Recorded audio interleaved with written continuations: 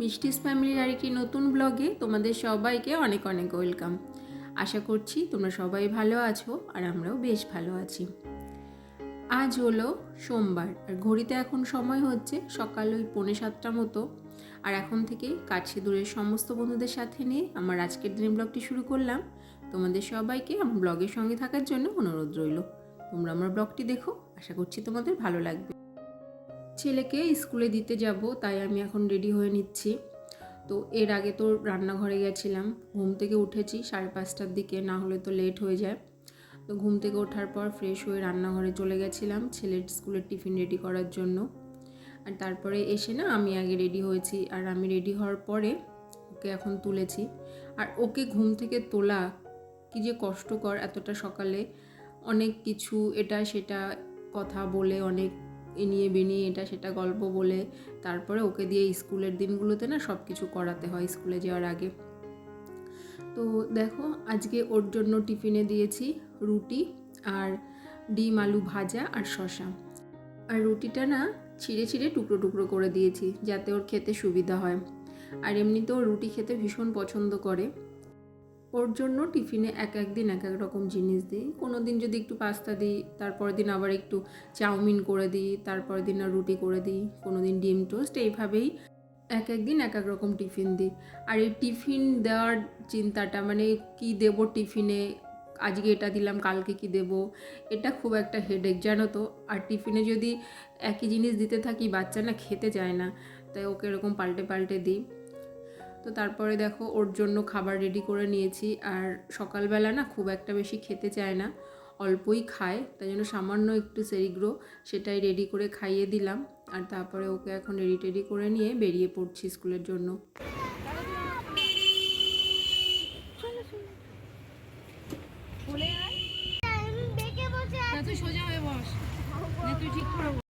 ছেলেকে স্কুলে দিয়ে বাড়ি চলে এসেছি। আর সকালে ঘুম থেকে ওঠার পর এতটাই তাড়া থাকে যে ঘরের জানলা টালনাগুলোও না ঠিকঠাক করে খোলা হয় না। ওকে স্কুলে দিতে যাওয়ার আগে আমি কাজগুলো করতে থাকি আর বারবার ঘড়ির দিকে তাকাতে থাকি যে এই টাইমের মধ্যে সব কিছু করে কমপ্লিট করতে হবে। আর ঘড়ির কাঁটা যেন দৌড়াতেই থাকে। তো যাই হোক, দেখো এখন বাড়ি এসে জামা কাপড় সব চেঞ্জ করলাম আর একটু ফ্রেশ হয়ে নেব। আর তারপরেই আস্তে আস্তে যে কাজগুলো আছে সেগুলোই সব করব।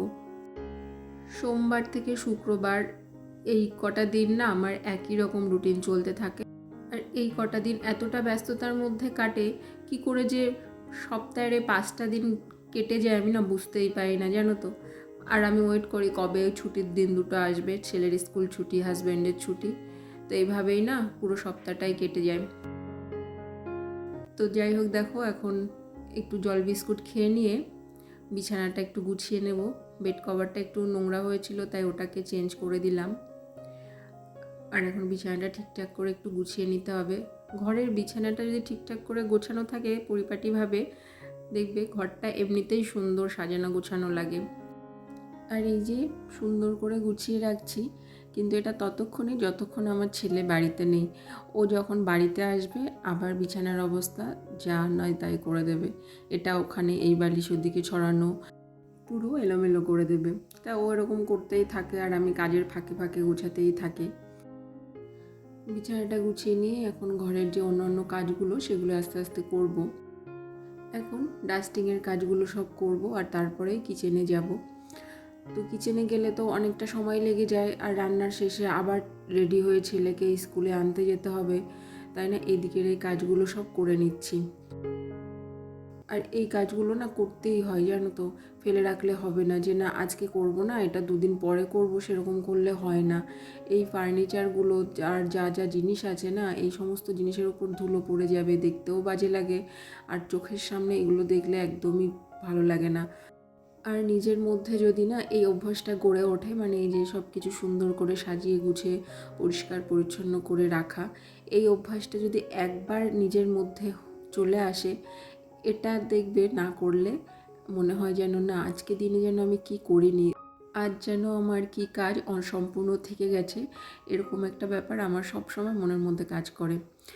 তো তার জন্য না আমি এই সমস্ত কাজ প্রতিদিনই করি। আজকে এই ঘরের করছি তো অন্যদিন অন্য রুমের ফার্নিচারগুলো ডাস্টিংয়ের কাজ করছি। আর এমন কিছু সময়ও লাগে না, জানো তো।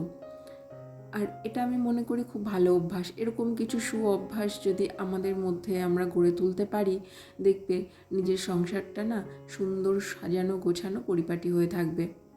আর এই সুন্দর সাজানো গোছানো পরিষ্কার পরিচ্ছন্ন পরিবেশ আমাদের মধ্যে একটা পজিটিভ এনার্জি দেয়। ডাস্টিংয়ের কাজ তো হয়ে গেছে, আর এখন সব ঘরগুলো একটু ঝাড়ু লাগিয়ে দেব। আর সব ঘরগুলো ঝাড়ু লাগাতে একটু তো টাইম লাগেই। ছুটির দিন হলে আরও বেশি ডাস্টিংয়ের কাজগুলো আমি করি, কিন্তু যেহেতু আজকে আবার ছেলের স্কুল ডে, রান্নাবান্না কমপ্লিট করে আবার বেরোতে হবে, এই সমস্ত চাপটা মাথায় আছে, ওই জন্য খুব বেশি ডাস্টিংয়ের কাজ করিনি। বেডরুমের ফার্নিচারগুলো একটু ডাস্টিং করে নিয়েছি, আর এখন ঘরগুলো সব ঝাড়ু দেওয়ার পরে সিঁড়িটা ঝাড়ু লাগাতে এসেছি। সিঁড়িটা প্রতিদিন ঝাড়ু আমি লাগাই না, একদিন বাদে একদিন লাগাই। সিঁড়ি খুব বেশি একটা নোংরা হয় না, ছাদে তো খুব একটা বেশি যাওয়া হয় না, একবার কি দুবার ওই আমিই যাই, আর কেউ খুব বেশি ছাদে যায় না, ছেলে মাঝে মধ্যে আমার সাথে যায়। ছাদে এসেছি শাক তুলতে।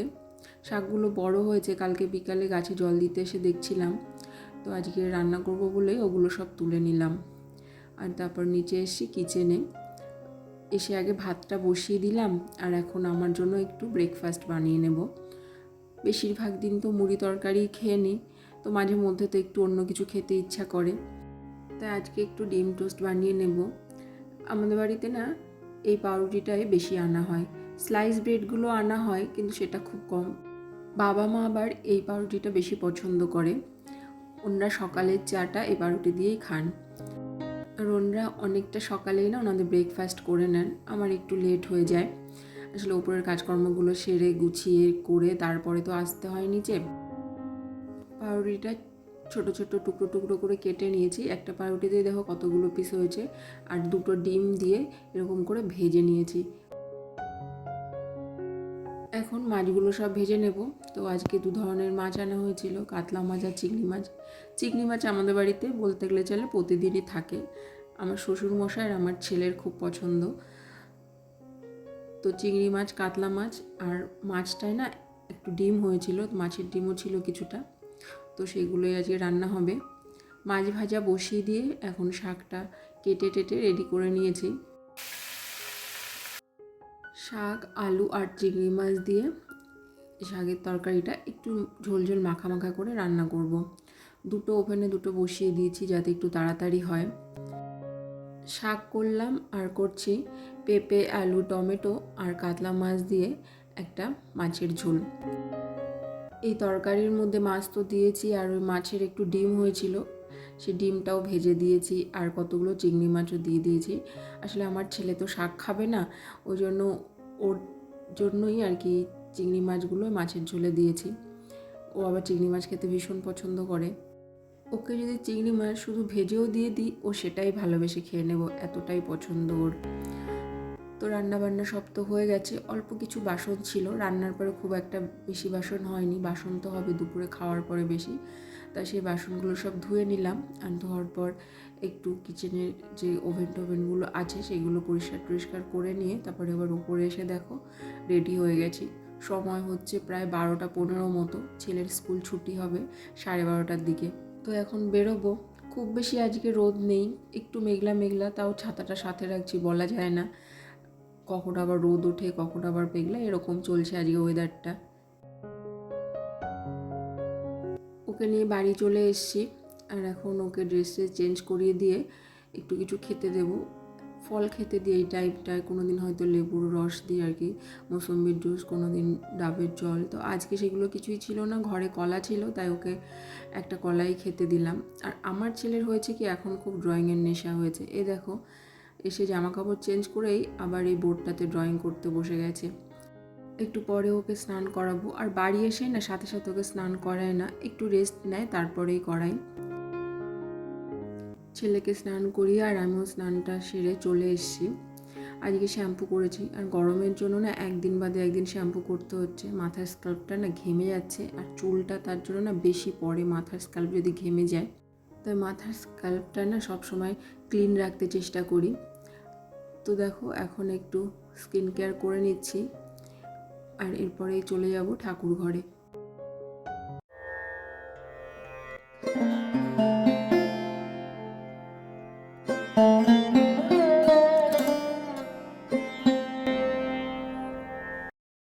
দুপুরে খাওয়ার পরে ঘুমিয়ে পড়েছিলাম, ছেলে এখনও ঘুমোচ্ছে আর আমি উঠে গেছি। দুপুরে খাওয়ার পরে ঘুমোই, কিন্তু সেটা খুব কম টাইমের জন্য, 40 মিনিট বা 1 ঘন্টা, এর বেশি টাইম নয়। ছেলে তো আরও কিছুক্ষণ ঘুমোবে, আর সন্ধ্যা হতে তো এখনও কিছুটা সময় বাকি। এই মিনি ওয়ার্ড্রপটা ছেলের জন্যই তো কিনেছি, যে ওর জামা কাপড় আর ওর দরকারি কিছু জিনিস সব কিছু এখানে আলাদা করে রাখবো। তো কিনেছি, দেখো বেশ কিছুদিন হয়ে গেছে। ওর কিছু কিছু জিনিস রেখেছি আর কিছু কিছু জিনিস এখনও রাখা হয়নি। আসলে ওর যা যা জিনিসপত্র আছে সব কিছু গুছিয়ে রাখতে তো একটু সময়ের ব্যাপার। তো কিছু জিনিস রেখেছিলাম আর কিছু বাকি ছিল, তো আজকে সব কিছু সুন্দর করে ওখানে গুছিয়ে রেখে দিলাম। ছাদে গেছিলাম, ছাদের গাছগুলোতে জল দিয়ে এসে বারান্দায় যে গাছগুলো আছে ওগুলোতে জল দিয়ে এখন ঠাকুর ঘরে এসেছি, সন্ধ্যা প্রায় হওয়ার মুখে। আর এখন ঠাকুর ঘরটা ঝাড়ু দিচ্ছি, আর এরপরে বেডরুমে ঝাড়ুটা লাগাবো। সকালের দিকে তো সব ঘরে ঝাড়ু লাগাই, কিন্তু এই সন্ধ্যা হওয়ার আগে না সব ঘরে আর ঝাড়ু দিতে পারি না, অনেকটা সময়ের ব্যাপার। তো দেখো বেডরুমটা ঝাড়ু লাগানো হয়ে গেছে, তারপরে ছেলেকে ঘুম থেকে তুলে দিয়ে চলে এসে সন্ধ্যা দিতে। এখন সন্ধ্যা প্রদীপ জ্বালাবো। আর আমার না ধূপের গন্ধ, এই ধূপ ধুনোর গন্ধ ভীষণ ভালো লাগে। ওই জন্য প্রতিদিন এই সন্ধ্যার সময় ঠাকুর ঘরে তো ধূপকাঠি প্রদীপ সমস্ত কিছু জ্বালিয়ে সন্ধ্যা প্রদীপ দেখিয়ে দিই, আর একটা ধূপকাঠি আমি আমার ঘরে জ্বালিয়ে রেখে দিই, মানে বেডরুমে। ওর স্মেলটা আমার খুব পছন্দ, জানো তো। তো প্রতিদিনই আমি এটা করি। ধূপের গন্ধটা আমার কাছে বেশ স্নিগ্ধ আর পবিত্র মনে হয়, এই জন্য স্মেলটা যতক্ষণ আমার ঘরে থাকে আমার ভীষণ ভালো লাগে। তো এখন ছেলেকে হরলিক্স খাওয়াবো, তার জন্য হরলিক্সটা রেডি করে নিচ্ছি। আর আমার জন্য একটু রচা করে নিয়েছি আর 2টো বিস্কুট। এটাই আমাদের সন্ধ্যাবেলার টিফিন। তো আজকের মতো ভিডিওটি তোমাদের সঙ্গে এই পর্যন্ত শেয়ার করছি। আশা করছি তোমাদের ভালো লেগেছে। দেখা হচ্ছে আবার নেক্সট ব্লগে একটা নতুন দিনের সাথে। তো তোমাদের যদি আমার ভিডিও ভালো লাগে তোমরা সবাই আমার পাশে থেকো। তোমরা সবাই ভালো থেকো, সুস্থ থেকো।